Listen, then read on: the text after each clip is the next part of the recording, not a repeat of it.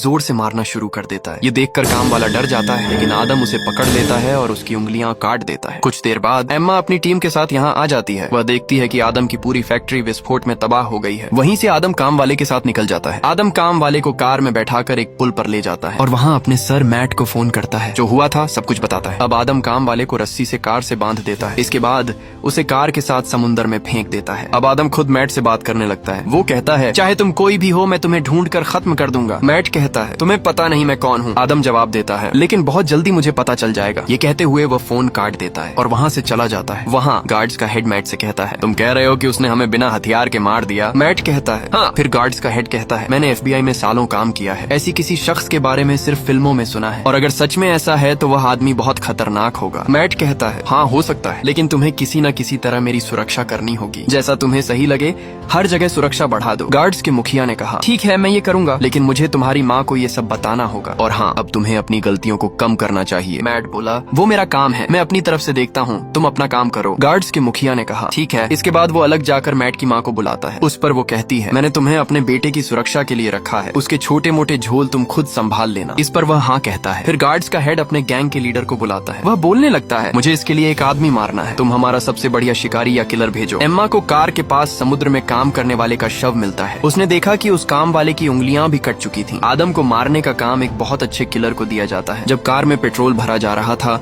उसी किलर ने कार में बैठकर आ गया। वह अपनी कार से आदम की कार को टक्कर मार देता है। ऐसा करने के बाद वह गोली चलाता है, लेकिन आदम गायब हो जाता है। वो कातिल अपनी कार से मशीन गन निकालता है और चारों तरफ गोलीबारी करने लगता है। जब आदम बाहर आता है तो वो उसे शहद के डिब्बे से मारता है, जिससे आदम से खून बहने लगता है। अब क्योंकि पूरा शरीर शहद से लिपट गया था, आदम आग लगा देता है। वो जलकर पूरी तरह मर जाता है। फिर वो उसकी उंगलियां भी काट देता है और वहाँ से निकल जाता है। अब पिछले 2 की तरह वो पेट्रोल पंप भी जला देता है और उसे तबाह कर देता है। थोड़ी देर बाद गुंडों का मुखिया गार्ड्स के मुखिया को इस बारे में सूचना देता है। वो कहने लगती है, उसने हमारे सबसे अच्छे कातिल को मार दिया है। ये सुनकर पहरेदारों का नेता हैरान हो जाता है और कहता है, ये क्या बोल रही हो, ऐसा कैसे हो सकता है? फिर वह कहती है, मुझे कुछ पता नहीं, अब तुम खुद ही संभालो। पहरेदारों का नेता मैट को ये बात बताता है तो वह जवाब देता है, तुम ये क्यों नहीं कर पाए? पहरेदारों का नेता कहता है, तुम चिंता मत करो, मैं सब संभाल लूंगा। एम्मा भी अपने दोस्त के साथ पेट्रोल पंप पर आती है ताकि देख सके कि सब कुछ कहाँ तबाह हुआ है। एम्मा अपने दोस्त से कहती है, कोई भी ऐसे मशीन गन लेकर घूम नहीं सकता।